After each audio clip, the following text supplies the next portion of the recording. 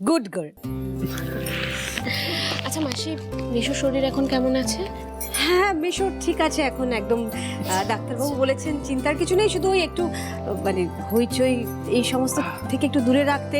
খুব বায়না করছে, আসতে চাইছে, কিন্তু আমরাই আর কি জোর করে আটকে সে তো রেখেছি। স্বাভাবিক মাসি, পিহুর বিয়ে বলে কথা। না না, ওদের বিয়েটা ভালোই ভালোই মিটে যাক, তারপর মিশুকে খুব ভালো একজন ডক্টর দেখাবো, ঠিক আছে? হ্যাঁ এই কটা বাজে বলতো, কটা বাজে?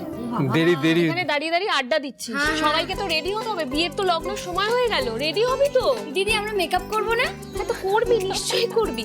ও পিহু শোন না, তোকে সাজানোর জন্য একজন নামি ব্রাইডাল মেকআপ আর্টিস্টের কাছে আমি অ্যাপয়েন্টমেন্ট করে রেখেছি। গাড়ি একটু পরেই তোকে নিতে চলে আসবে, সৌমেন সব ব্যবস্থা করে রেখেছি, চিন্তা করিস না।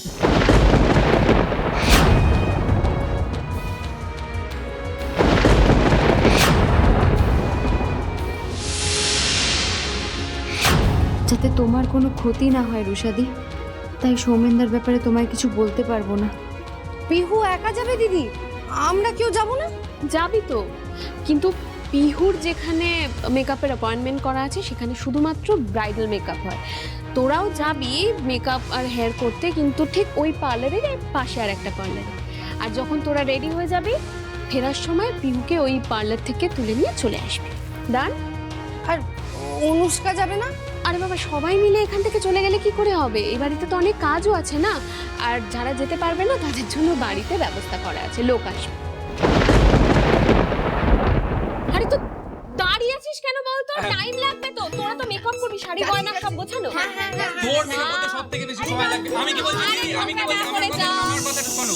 আমি যাই, গিয়ে টুক করে ধুতিটা পরে রেডি হয়ে যাই। আবার তো দাদাইকে সাজাতে হবে। বলছি তারপরে তো আবার অনেক কাজও আছে। এদের না, মানে আমি আসছি, জানি না, বিয়েতে দেরি হয়ে গেলে আমাকে কিছু বলবে না, যা। এ বাবা, দেখেছিস তোর শরবতটা এখনো নমিতাদি পাঠায়নি, এতবার করে বলে দিলাম। আচ্ছা আমি গিয়ে পাঠিয়ে দিচ্ছি, খেয়ে নিস। হ্যাঁ মাসি, আমি আসছি। এসো মা। রুষাদি, হ্যাঁ পিহু বল।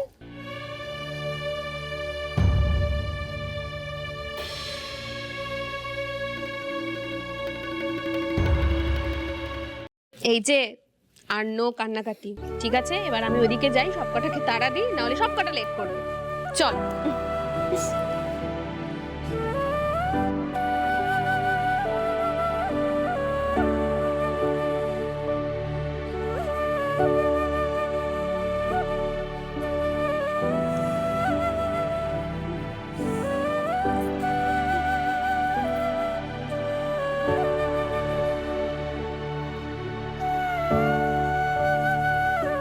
তোর জন্য একটা জিনিস আছে আমার কাছে,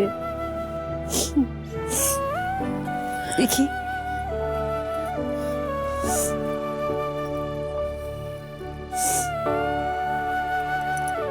এই নে, এটা আজ তুই পড়িস। এটা কার জানিস?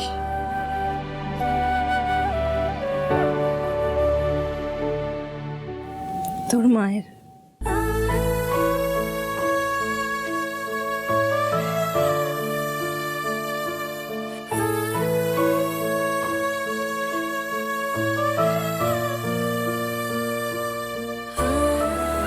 এবার দিদি আর ব্রিজেশদা অনুষ্কার অন্নপ্রাশনে যখন চন্দননগরে এসেছিল, তখন আমাকে ওই হারটা দিয়েছিল। তখন তো আমি জানতাম না যে দিদির সঙ্গে সেইটাই আমার শেষ দেখা।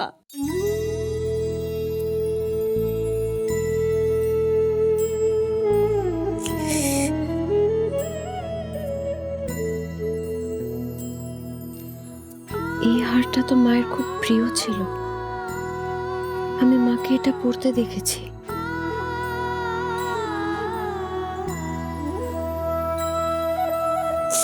আমি পারিনি,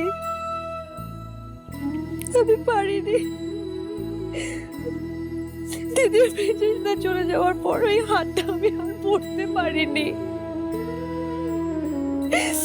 কিন্তু আমি খুব যত্ন করে আলমারিতে তুলে রেখেছিলাম।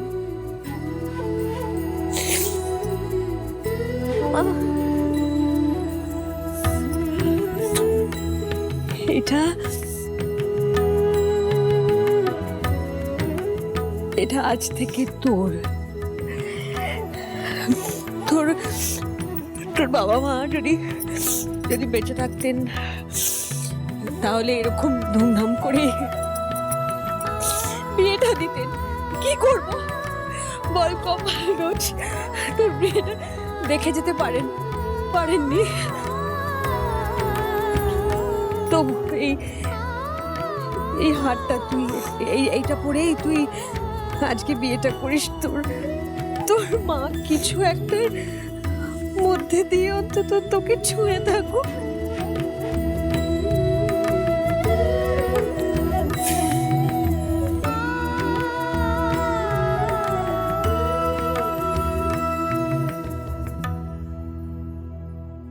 I just don't understand এসব ধুতি ফুতি পরার কি দরকার আছে? I really don't know.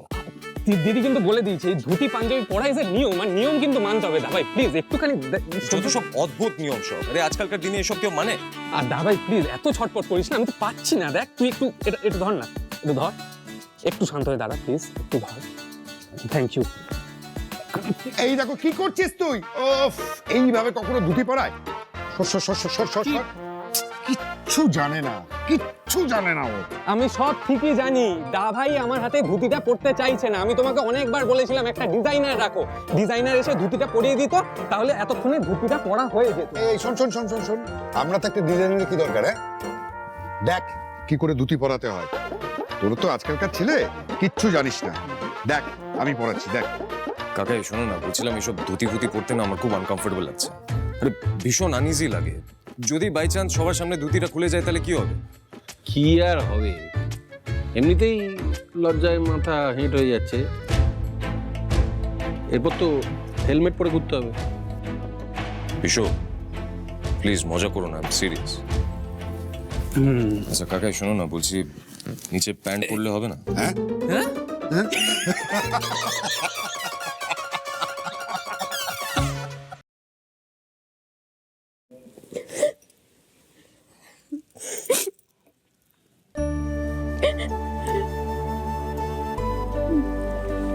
তুমি কেন আমাকে ছেড়ে চলে গেলে মা? আমি কি এমন দোষ করেছিলাম যে তোমরা সবাই আমাকে ছেড়ে চলে গেলে? একটা রাত, শুধু একটা রাত আমার জীবনে সব উলট পালট করে দিল মাসি। আমার খুব জানতে ইচ্ছে করে জানো কি হয়েছিল ওই রাতে। ওই লোকটাকে খুঁজে বের করতে ইচ্ছে করে, জিজ্ঞেস করতে ইচ্ছে করে কেন আমার জীবন থেকে সব কেড়ে নিল, কেন? আমি যে চাইলেও তোকে বলতে পারবো না মা, যে টুবাইদা তোর প্রাণের চাইতো প্রিয়, সেই টুবাইদার বাবার জন্যই তোকে তোর সব কিছু হারাতে দিচ্ছে।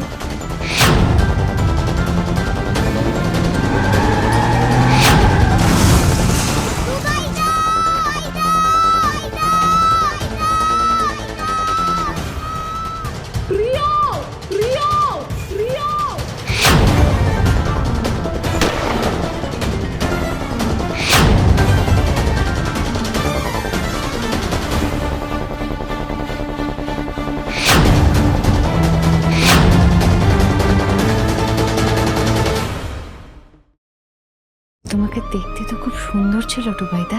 তোমাকে বরের সাজে কেমন লাগতো আমার খুব দেখতে ইচ্ছে করে জানো।